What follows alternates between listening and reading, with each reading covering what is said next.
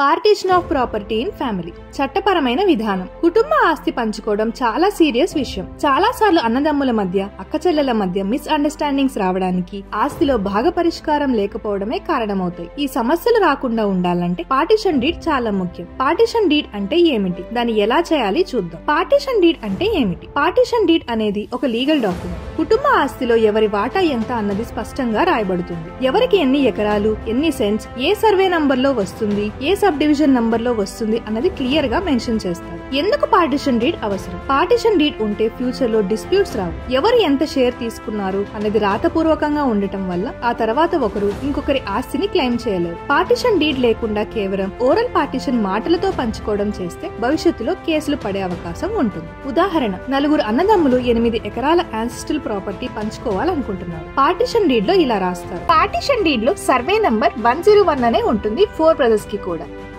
Sub divisions లో 101/1, 101/2, 101/3 and 101/4 అని వస్తుంది. Survey number 101 total 8 acres and 4 sub divisions కలిపి 8 ఉండాలి.